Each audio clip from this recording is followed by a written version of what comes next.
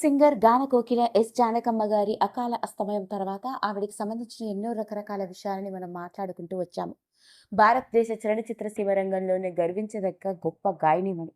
ఒకటి కాదు, రెండు కాదు, 48,000కి పైగా 20 రకాల భాషల్లో ఎంతోమంది శ్రోతలని ఆకట్టుకుంది. అలాంటి ఎస్ జానకమ్మ గారి అస్తమయం తర్వాత ఎన్నో విషయాలు వెలుగులోకి వస్తూ ఉంటే మనం కూడా ఆమె కొడుకు ఎవరు, ఆమె కోడలు, మనవళ్ళు, ఇలా భర్త గురించి కుటుంబ నేపథ్యంతో కూడుకున్న ఆమె ఉన్నప్పుడు మనకు తెలియని ఎన్నో విషయాలు వెలుగులోకి వస్తూ ఉన్నాయి, మాట్లాడుకుంటూ ఉన్నాం.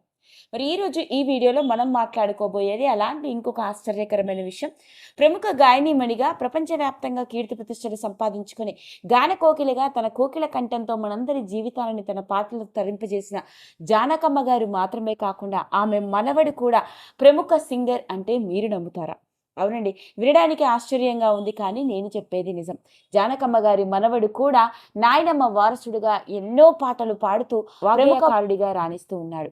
మరి ఇంతకీ జానకమ్మ గారికి మనవరాలు మాత్రమే కూడా కాకుండా మనవడు ఉన్నాడా అంటే ఉన్నాడనే చెప్పాలి. మరి ఇంతకీ అతడు ఎవరో, అతడి వివరాల్లోకి గనక వెళ్ళినట్లయితే, ఎస్ జానకి గారి కుటుంబం అంతా చాలా పెద్ద కుటుంబం. ఆవిడకి తోబుట్టువులు, అక్కలు, తమ్ముళ్ళు, అన్నలు, ఇలా అందరూ ఉండేవాళ్ళు. మరి ఆమెకున్న తోబుట్టువుల్లో ఒక తమ్ముడి కొడుకే ప్రముఖ సంగీత విద్వాంసుడు గరిమెళ్ళ బాలకృష్ణ ప్రసాద్ గారు. అంటే బాలకృష్ణ ప్రసాద్ గారు స్వయాన ఎస్ జానకమ్మ గారికి మేనల్లుడు అవుతాడు. మరి ఆ మేనల్లుడు కొడుకే జానకమ్మ గారి మనవడు. బాలమురళి ప్రసాద్ గారు కర్ణాటక శాస్త్రీయ సంగీతంలో ఆరితేరిన విద్వాంసుడు. పైగా టీటీడీకి దాదాపు 30 ఏళ్లకు పైగా సంగీత ఆస్థాన విద్వాంసుడిగా పనిచేశారు. ఆయన గాత్రంతో కొన్ని వేలకు పైగా అన్నమాచార్య పాటలను పాడుతూ మనందరి జీవితాలని భక్తిమయంలో ముంచేశారు. మరి అలాంటి బాలమురళి ప్రసాద్ గారి కొడుకు అనిల్ కుమార్ గరిమెళ్ళ కూడా ప్రముఖ శాస్త్రీయ సంగీతంలో రాణిస్తూ ఉన్నారు. కర్ణాటక సంగీతంలో శిక్షణ తండ్రి దగ్గరే తీసుకుని తండ్రినే గురువుగా పూజించుకుంటూ వచ్చిన అతడు తన తండ్రితో కలిసి ఎన్నో కచేరీలు కూడా చేయడం జరిగింది. ముఖ్యంగా టీటీడీ వారు నిర్వహించే నాద నీరాజనం ప్రోగ్రాంలో కూడా ఈయన ఎన్నో కీర్తనలు పాడారు. అలా ఒక సంగీత విద్వాంసుడిగా, కర్ణాటక సంగీతంలో నిష్ణాతుడిగా ఆయన ఎన్నో పాటలు పాడుతూ ఎన్నో మ్యూజికల్ నైట్స్ని, అంతేకాకుండా ఎన్నో కచేరీలను కూడా చేస్తూ సోషల్ మీడియాలో చాలా యాక్టివ్గా కనిపిస్తారు. అలాంటి ఆయనకి తన నాయనమ్మ జానకమ్మ గారు చాలా ఇన్స్పిరేషన్ అని చెప్తారు.